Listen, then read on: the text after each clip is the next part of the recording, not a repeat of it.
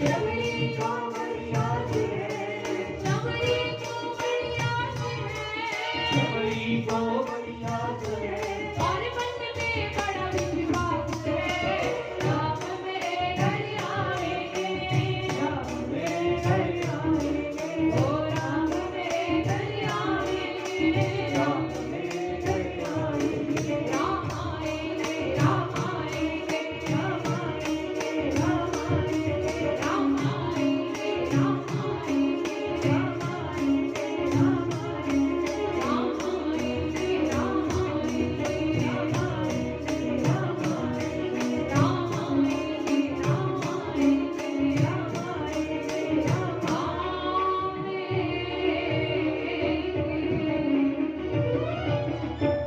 अब शबरी जी रोज बुआरी लगाती जाती है और कहते हैं राम मेरे घर आवेंगे, राम मेरे घर आवेंगे। बस इसी आश पे लगकर रोज लगी रहती है। अब वो इंतजार करती है कब करुणा निधान मेरे ऊपर कृपा करेंगे। अब गुरुजी से तो पूछा था कि कब आएंगे, बोले इतना नहीं पता कि कब आएंगे, लेकिन आएंगे जरूर। तू इंतजार करना, मन में श्रद्धा और विश्वास लगाकर रखना कि एक न एक दिन करुणा निधान तुम्हारे प्रेम से भाव से रीझ कर तुम्हें दर्शन देने के लिए आएंगे। अब महाराज एक दिन कीर्तन कर रही थी तो अचानक जो है सामने दृष्टि गई द्वार पर, तो क्या देखा उन्होंने कि वो दिव्य दो राजकुमार जो है इस तरफ आ रहे हैं। श्याम गौर सुंदर दो भाई, शबरी पारी चरण लपटाई। अब श्याम और गौर दो सुंदर जोड़ी जो है इस तरफ आ रही है, निकट से अभी देखना चाहती है। मन में आनंद छा गया कि ये हो ना हो मेरे प्रभु राम ही होंगे जो मुझे दर्शन देने के लिए आए हैं, क्योंकि इनके अतिरिक्त तो कोई इधर आ ही नहीं सकता था। मेरे गुरु जी ने बोला था। जैसे ही प्रभु कुटिया के द्वार पर पहुंचे तो टकटकी लगाकर देखना शुरू कर दिया, भाव में आ गई।